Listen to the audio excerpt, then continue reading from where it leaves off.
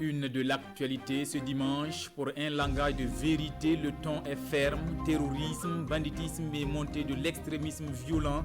Chaque Burkinabé doit jouer sa partition dans cette guerre qui nous est imposée. C'est en substance le message du chef du Parlement, Alassane Bala Kandé Akaya. Retour sur ce face-à-face d'hier avec les élus et les autorités régionales du Centre-Nord à suivre en début de journal. Vous le savez, la campagne agricole bat son plein au centre-sud. Les producteurs illégalement installés dans la zone pastorale de Guiarou ont aussi repris la route des champs. Le site est en danger, dévasté à des fins agricoles au détriment de l'élevage. Une trentaine de conflits répertoriés l'année dernière. Il y a fort à en craindre pour cette saison. Explication dans un instant.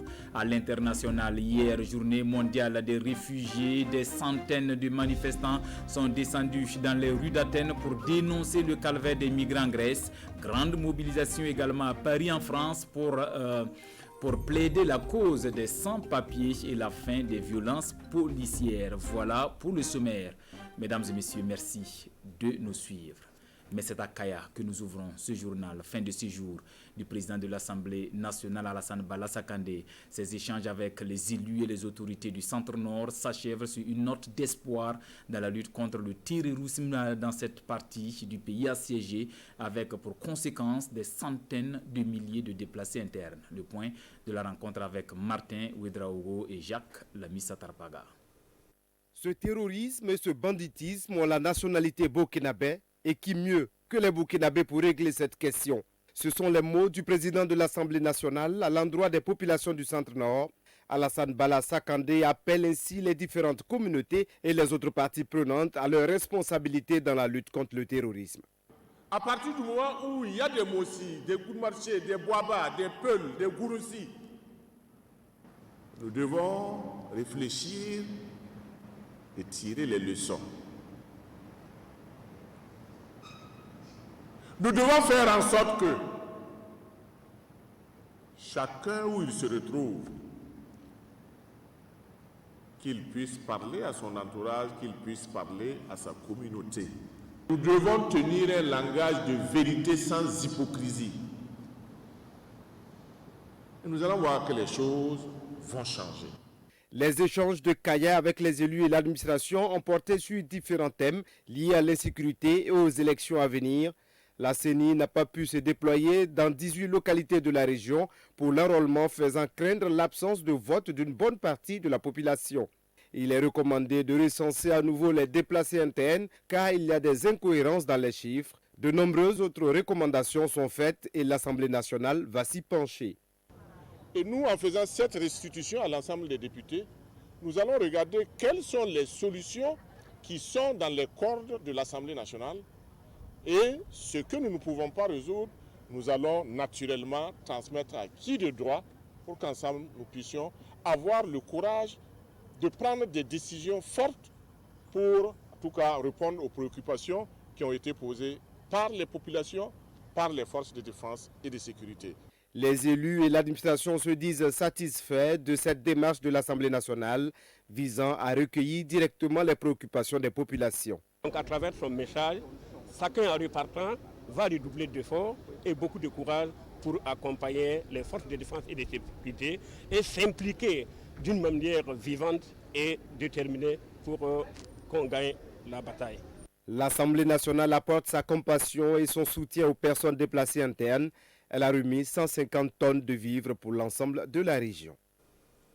Sur place dans la cité du Cuir, Alassane Bala Kandé a accordé des audiences aux représentants des différentes communautés, personnes retraitées, religieux et coutumiers, mais aussi les forces de défense et de sécurité. Au menu, la situation sécuritaire et la gestion des déplacés. Martin Ouedraogo et Jacques Ouedraogo, compte rendu. La série d'audiences commence avec des chefs coutumiers. Alassane Bala Kandé échange avec eux sur le contexte sécuritaire et la gestion des déplacés dans la région du Centre-Nord. Tout en saluant la démarche du président de l'Assemblée, les garants de la tradition souhaitent que le problème de l'insécurité soit une affaire de tous. Tout le monde doit s'impliquer pour que nous puissions en tout cas vaincre le djihadisme au niveau du Burkina. Parce qu'il ne faut pas mettre les uns de côté. Ce n'est pas une lutte politique, c'est une lutte nationale où chacun de nous doit s'impliquer. Et c'est à ce niveau, nous l'avons parlé de ça. Et je pense que ça doit être pris en compte. Après les coutumiers, Alassane Bala Sakandé a reçu la communauté chrétienne, puis la communauté musulmane. Pour ces leaders religieux, la région du centre-nord était abandonnée à son propre sort et cette visite vient à point nommé. Je lui ai dit franchement, à un moment donné, quand moi j'allais à Ouagadougou et puis je voyais les gens vivre comme si rien ne se passait au centre-nord, ça me faisait mal. Moi je me disais, mais ces gens de Ouaga ne savent pas ce qui se passe chez nous. Alors, le fait qu'ils soient venus nous dire qu'ils savent et qu'ils font ce qu'ils peuvent pour nous aider, ça nous rassure. Alassane Bala Sakandé a aussi rencontré les élus locaux du Centre-Nord. Les autorités communales disent venir soumettre quelques doléances au président de l'Assemblée. Nous avons parlé de certains commissariats qui ont été construits et qui ne sont pas ouverts. Nous souhaitons leur ouverture. Nous avons également parlé de la distribution des vivres. Et nous souhaitons à ce niveau une amélioration. Les échanges avec les anciens de la province de San Matenga ainsi que les forces de défense et de sécurité ont mis fin à cette série d'audiences à Kaya. Une jeunesse politiquement engagée, c'est l'appel du P10 Lafia hier à Ouagadougou au cours de sa première rentrée politique. Le Parti démocratique pour l'intégration et la solidarité, créé il y a juste 6 mois, s'invite dans la mouvance présidentielle et fait de la proximité de la politique de proximité pour soutenir le candidat du MPP à la présidentielle de novembre 2020. Daouda Ouattara, Ismaël Diloma Sirima. Première rentrée politique du P10 Lafia, le Parti démocratique pour l'intégration et la solidarité. Ce jeune parti politique qui a vu le jour en janvier 2020 mise sur la jeunesse. Selon ses premiers responsables, les jeunes doivent s'engager dans la politique afin que leur voix porte et que leurs idées soient mises en valeur. Aujourd'hui, vous voyez que les défis qui s'opposent à nous sont des défis énormes. Donc nous prenons l'engagement de la jeunesse. La jeunesse a son mot à dire, elle doit s'engager. Mais il faut savoir aussi que dans l'engagement, il y a des implications. Dans votre engagement, eh bien, il y aura de l'adversité. Et l'adversité, ça veut dire, vous pouvez déranger. Voilà pourquoi nous voulons que vous vous engagez avec sagesse. Cette rencontre avec la jeunesse du parti fait suite au lancement des activités du P10 Lafia le 6 juin 2020 à Bobo-Dioulasso. En quelques semaines de travaux sur le terrain, les premiers responsables du P10 Lafia se réjouissent des résultats engrangés. Le parti est déployé partout. Nous sommes dans presque toutes les régions du Burkina Faso. Pour ceux qui ne le savent pas, nous avons fait beaucoup de sorties. Le parti est très bien installé dans la région de Fada. Le parti est très bien installé à Bobo-Dioulasso, à Waïbia, également à Tenkodo, à Zorro, dans le Nouna, également à Waïbia, dans toutes ces provinces. Nous faisons les sorties et le parti est vraiment très bien installé. Actuellement, nous faisons une politique de proximité. Nous voulons être le plus proche possible de nos militants et être le plus proche possible de la jeunesse. Le P10 Lafia est un parti qui se réclame de la social-démocratie. Il s'inscrit dans la dynamique de la mouvance présidentielle. Et déjà, il annonce des soutiens au président Kaboré pour la présidentielle à venir.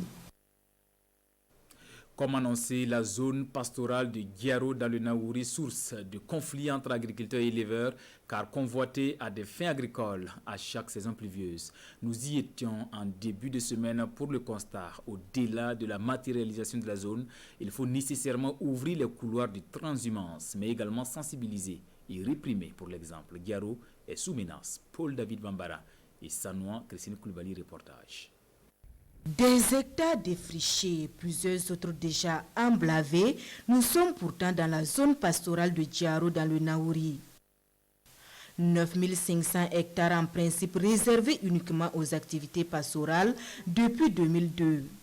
18 ans après, c'est une zone plus que jamais en insécurité foncière avec en sus la dégradation des ressources fourragères. Cela malgré les actions de sensibilisation et de surveillance. Tu ne coupes pas, tu ne cultives pas dedans, sauf l'élevage. Quand on vient pour cultiver, c'est pas bon. C'est de toute notre zone pastorale de Guiaro. C'est une zone pastorale de province de Naouri. On est passé d'abord par des sensibilisations, des rencontres, des sensibilisations et des formations des éleveurs. Et il y a eu une première surveillance Nous sommes sur la deuxième surveillance. Hier, nous étions sur le terrain en train de surveiller et empêcher l'exploitation agricole dans la zone. Mais rien n'y fait. La zone subit encore et encore la pression du pôle agricole, attisant les conflits éleveurs-agriculteurs. La zone a été créée pour concentrer les éleveurs en un seul lieu et éviter ce conflit qui existe chaque fois entre éleveurs et agriculteurs. Donc si les agriculteurs viennent jusqu'à l'emplacement des animaux, c'est sûr que ce conflit demeurera toujours chose qu'on a voulu éradiquer en créant cette zone. Dans les zones pastorales, il n'y a pas de constat. Quand le préfet ou bien le service technique n'a pas fait contact, c'est un bagarre, c'est un conflit. Ça, c'est mauvais. Et rien qu'en 2019, une trentaine de conflits agriculteurs-éleveurs pour dégâts de champs ont été portés devant l'autorité. Pourtant, depuis sa création en 2002, la zone a fait l'objet de plusieurs délimitations. La dernière était en 2018, où la population a demandé, par manque de terre cultivable, une régression des limites, ce qui a été fait. Présentement, on a constaté que la nouvelle limite même est envahie par les producteurs. De 9500 hectares au départ, la zone est actuellement à 6500 hectares. Et pour préserver ce qui reste de cette zone pastorale, il est plus que jamais nécessaire de passer à la vitesse supérieure dans la mise en œuvre du projet. Nous avons demandé l'ouverture des limites au BIL et la matérialisation. Le plus gros problème, c'est l'immatriculation. Chose qui permettra non seulement de réduire les conflits, mais aussi et surtout de mieux encadrer l'activité pastorale dans cette zone à fort potentiel. À titre d'exemple, 85 ménages pasteurs sont dénombrés selon une enquête datant du mois de mai 2020. On reste sur place dans le Naouri, tout comme Diaro, le parc national Tambi-Kaboré subit la pression des agro-pasteurs, coupures de bois, braconnage et pâturage. Pourtant, la zone est interdite d'accès. Est-ce de la méconnaissance ou de la défiance? En tout cas, l'unité de protection et de la conservation a du pain sur la planche. Paul David Bambara, Sanoa Christine Koulibaly. Un troupeau de bœufs qui pèse juste à côté de cette plaque, interdisant pourtant le pâturage et bien d'autres activités humaines. À quelques mètres de là, un autre troupeau. Puis, un campement en plein cœur du parc national Kaboré-Tambi. Comme vous l'avez constaté avec nous, les troupeaux, les bœufs errent seuls. Il n'y a pas de bouvier, il n'y a pas de berger. Donc souvent, vous constatez, vous êtes sur le terrain, vous les voyez, mais pour les conduire, c'est tout à fait un problème. Une ou deux personnes pour conduire un troupeau de 20, 30, 40, c'est pas simple. Situation sécuritaire oblige, les hommes du lieutenant Sogodougou passent au peigne fin le campement. Rien de méchant, juste des vivres et du tabac. Sauf que camper ici est formellement interdit et les contrevenants le savent. Difficile de leur mettre la main dessus, au moindre bruit de moteur, ils s'évanouissent dans la nature. Ce qui complique la mission de l'unité de protection et de conservation. Vous avez toutes les difficultés qu'on a eues avant d'arriver sur le site. Notre unité est composée de 5 personnes, dont 2 agents de l'environnement, 2 forestiers et 3 pisseurs. Une unité de 5 personnes et une moto en bon état pour surveiller les quelques 5000 hectares que comprend le PNKT. Au problème de pâturage s'ajoute la coupe du bois et le braconnage dans le parc. Et c'est souvent impuissant que l'unité de protection et de conservation assiste à la dégradation des ressources du parc. Parlons agriculture avec de bons exemples. Malgré l'insuffisance des pluies et la pauvreté des sols, les producteurs de la région du Nord se sont appropriés les techniques de production agricole comme les ailes, les demi-lunes et les cordons pierreux pour augmenter la productivité et les moissons s'améliorent d'année en année. Zoom sur ces méthodes de production et pratiques culturelles avec Issoufou Kaboré et Moussaki. Des terres visiblement dénudées, peu fertiles et impropres à la culture, voilà la réalité de la plupart des sols dans la région du Nord. difficile d'imaginer que l'herbe puisse pousser ici, à plus forte raison une sémence. Les paysans exploitent, ils produisent, mais ils ne font pas de restitution à l'endroit de la terre. Cela a contribué à appauvrir les sols et on est arrivé effectivement à ce stade où la terre est en train de perdre sa principale fonction, qui est la production. Du coup, il faille développer des stratégies, des technologies pour répondre un peu à cette fonction de la terre qui est de produire pour nourrir l'humanité. Les techniques de production agricole sont alors la seule alternative pour ces producteurs. Chacun y va de ses moyens et en fonction de son terrain. Le zaï, les demi-lunes et les cordons pieux sont aujourd'hui des solutions pour récupérer les sols pauvres et les rendre propices à la production. Ce terrain était trop dégradé. Je ne voulais pas l'exploiter. Mais quand j'ai essayé les demi-lunes, juste 150 trous, j'ai eu 2 charité en 1000. Actuellement, je préfère un terrain sec à un bas-fond. L'expérimentation est mise à contribution dans la vulgarisation de ces techniques de production. Les plus sceptiques ont fini par franchir le pas, abandonnant ainsi les anciennes pratiques. Si nous allons dans le cas précis, par exemple le niébé, qui est en tout cas beaucoup pratiqué ici, on peut dire que celui qui n'a pas pratiqué peut aller, c'est-à-dire avoir le rendement de 200, 300 kg à l'hectare. C'est-à-dire ça même si réellement la pluie, en tout cas, elle est favorable. Mais celui qui a pu pratiquer, en tout cas ces techniques-là, peut aller à 800 kg, voire 1 tonne 200. Une chose est sûre, les paysans du Nord sont convaincus du bien fondé de ces techniques.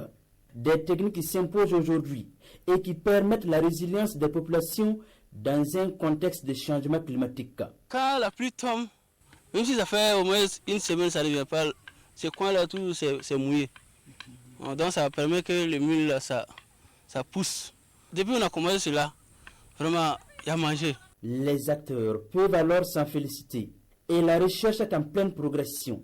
Aujourd'hui, les chercheurs veulent intégrer à cette technique de conservation des eaux de pluie la restauration de la flore. Autre point de l'actualité, l'industrialisation du Burkina à l'horizon 2023. Le ministre Harouna Kabouré y croit. Il multiplie alors ses visites dans les différentes unités de production et de transformation.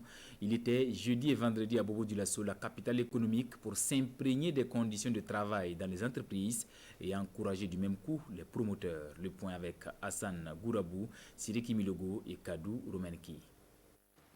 Ce sont des unités industrielles en pleine production que le ministre du Commerce visite. De l'unité de production du réseau des productrices du beurre de karité des Hauts-Bassins et des Cascades, à l'entreprise production, transformation et exportation des produits locaux, Harouna Kabouré est sur les traces des réalisations du cadre intégré renforcé. À noter que le réseau des productrices du beurre de karité des Hauts-Bassins et des Cascades, ce sont 14 000 membres pour une production annuelle de 600 tonnes. Nous avons pu bénéficier de l'accompagnement du ministère du Commerce à travers le cadre intégré renforcé pour enfin mettre en place une unité semi-industrielle de transformation qui, notre capacité était autour de 300 tonnes et nous avons doublé notre capacité à 600 tonnes. Autre lieu, autre unité industrielle. Bienvenue dans la zone industrielle de Bobo-Dioulasso. Ici, le ministre visite respectivement des unités qui évoluent dans la filature du coton, la transformation de noix de cajou, la production, le montage et l'équipement agricole. Des unités industrielles qui ont bénéficié d'un soutien gouvernemental dans le cadre du nouveau Code des investissements. Nous avons saisi l'opportunité du nouveau Code des investissements pour enfin parachever le programme que nous avions ici de développement durable, qui consistait dans un premier temps de nous batailler pour pouvoir produire 5 000 tonnes de fil par an et de progresser vers 10 000 tonnes. La transformation structurelle de notre économie est basée sur la promotion des filières porteuses. Nous avons adopté un code des investissements en 2018 qui fait la part belle à un certain nombre de secteurs d'activité, un certain nombre donc de filières quand il s'agit de les transformer les produits sur place.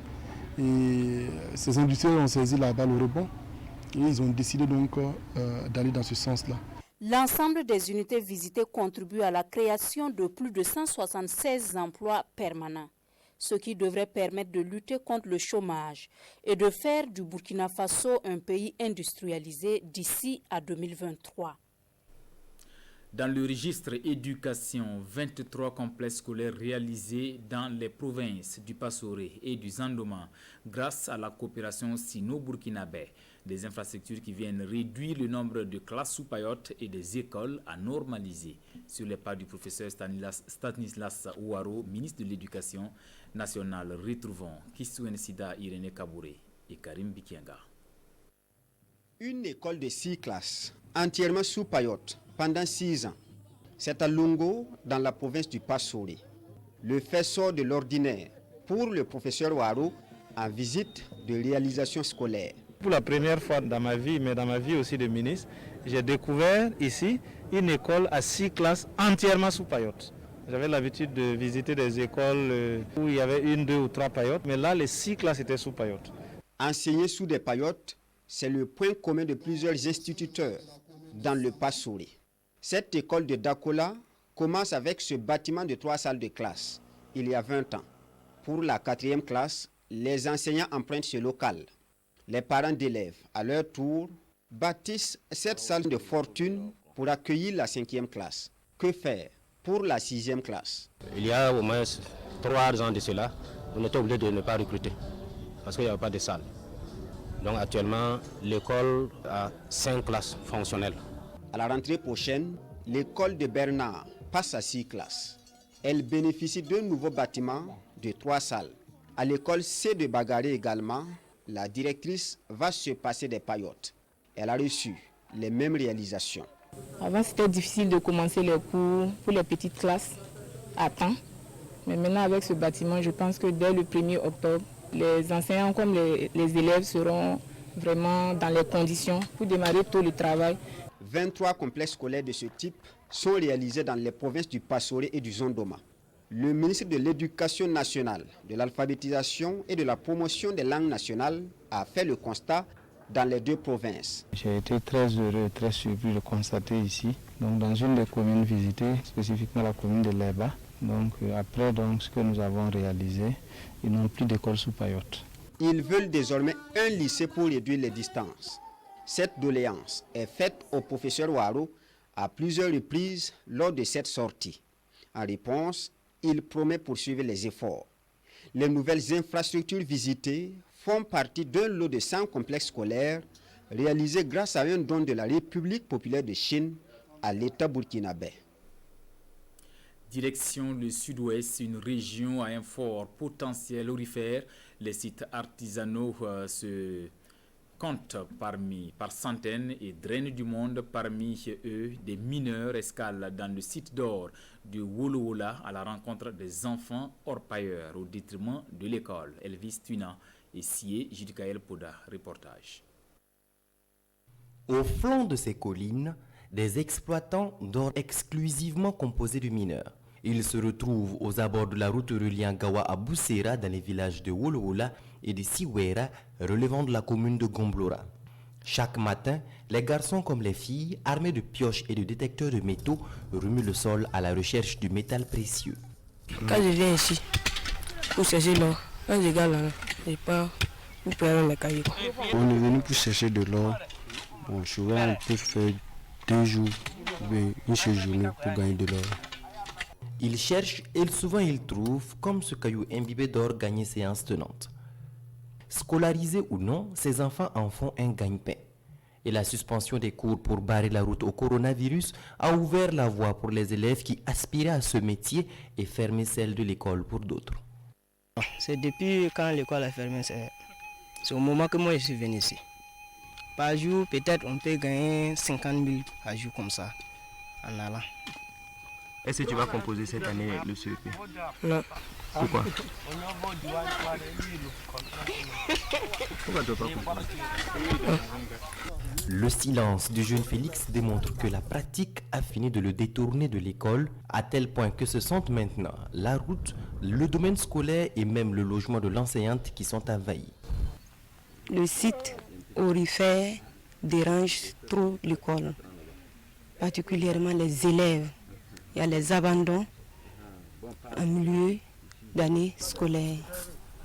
Et même le domaine scolaire qui est en train de partir. Les fossés, ils sont là, les caniveaux, les passages d'eau, pour que l'eau puisse passer. On les dit de ne pas faire. Ils refusent. Nous, on n'avait pas d'école. On a débrouillé à avoir une école. Il y a des villages, mais tu veux l'école, bon, ils n'en trouvent pas. Maintenant, s'il veut garder ça, c'est pour tout le monde. Cette situation fait craindre le pire pour les autorités de la commune de Boussera. Vers le point là, il paraît très bien qu'il y a un truc qui traverse la voie. Si poser un jour cette voie là, ça s'affaisse. Effectivement, par contre, ça relève de la commune de Bomblora. J'ai pu dire que pour eux, ça ne les dérange pas. Mais nous autres là, comment on va arriver à Gawa? On n'a pas de voie. Tout au long de la voie menant à Boussera, les trous laissés par les orpailleurs font le paysage. Malgré la rareté ou l'inexistence des infrastructures routières, la seule voie, déjà impraticable dans cette saison de pluie, risque d'être encore plus détériorée. Dans tout autre registre, les métiers de la bouche, n'allez pas chercher loin, car ça rime avec la bouffe. Boulangers, cuisiniers et pâtissiers ont rivalisé de talent hier à Ouagadougou au cours de la 2e édition du concours des métiers de la bouche. Originalité, présentation et saveur étaient les maîtres mots. Bernard Combelem et Vincent Kendelbego. Reportage. Attention, ce ne sont pas des médecins, eux, ce sont des hommes et des femmes des métiers de la bouche. Des boulangers, des pâtissiers et des cuisiniers. Aujourd'hui, chacun doit montrer de quoi il est capable dans sa catégorie, avec à la clé des trophées et des médailles. Les boulangers viennent de sortir de leur four pour se soumettre à la rigueur de leur jury. Comme tous les métiers de bouche, nous avons la présentation, le goût et les différents critères donc parallèles et spécifiques au métier de bouche et particulièrement à la boulangerie. Alors je dois dire que tous les candidats étaient vraiment bons et vraiment le choix était difficile. C'était une grande compétition à très grand niveau et on a eu une grande chance de l'avoir au Burkina Faso. Là, c'est le coin de la pâtisserie. Et en la matière, certains se passent pour des maîtres. Ils ont été vraiment créatifs au niveau des génoises. Ils ont introduit les produits du terroir dedans et ça a été un peu compliqué pour nous de se départager. C'est surtout le goût, surtout le goût et puis l'originalité. Un tour chez les cuisiniers. Ici, rien n'est laissé au hasard. Chaque feuille ou chaque grain doit être à la bonne place. Et les goûts se devinent aisément. Tous les candidats étaient là, c'était top. Le premier, il a bien redressé. Tout ce qu'on demande, c'était exact, c'était parfait, et puis c'était excellent. Vient l'heure de la vérité. En boulangerie, Maliki Traoré est sacré champion. Prosper Ilboudo décroche le premier prix en pâtisserie. Et Gervais Badolo surclasse ses concurrents en cuisine. Le concours vient ainsi de tenir ses promesses à la satisfaction du maître chocolatier, chef André Bayala. C'est une satisfaction totale. C'est pour dire que le travail que nous avons entamé depuis 4 ans, il a payé cette année. La prochaine édition du concours des métiers de bouche au niveau national, nous allons réunir tous les acteurs du Burkina Faso, tout le pays entier, et nous allons jouer ensemble. Fini la 2e édition du concours des métiers de la bouche et tous ceux qui y ont fait le déplacement en ont eu pour leur papille ou tout simplement pour leur bouche. L'actualité internationale nous conduit au cœur de la commémoration de la Journée mondiale des réfugiés. Hier, des manifestations ont eu lieu en Grèce et en France pour dénoncer le calvaire des migrants. Regardez. Ils étaient plusieurs centaines dans les rues d'Athènes ce samedi à l'occasion de la Journée mondiale des réfugiés pour dénoncer la situation des migrants en Grèce. Le gouvernement conservateur a décidé de réduire la période pendant laquelle les réfugiés obtenant l'asile pouvaient bénéficier d'un logement. Objectif, faire de la place pour d'autres demandeurs d'asile qui vivent actuellement dans des camps. Résultat, des milliers d'autres risquent d'être expulsés de leur logement. Nous pensons qu'ils attaquent les réfugiés et les migrants parce qu'il faut un ennemi à présenter au public, alors que les migrants et les réfugiés ne sont évidemment pas l'ennemi.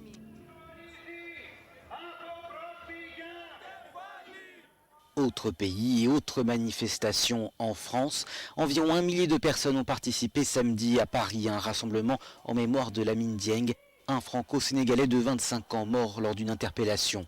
Un nouveau rassemblement qui survient dans un contexte de dénonciation des violences policières d'une ampleur inédite.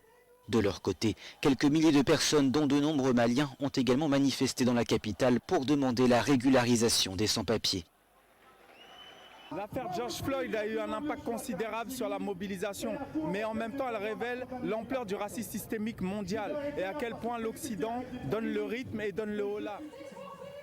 Certains participants portaient également des banderoles en hommage à Ibrahim Abba, un jeune de 23 ans décédé l'an dernier au guidon de sa moto à Villiers-le-Bel, à proximité d'un contrôle de police. Voilà pour l'essentiel de l'actualité de cette mi-journée. Merci de la fidélité au programme de la télévision du Burkina. À bientôt.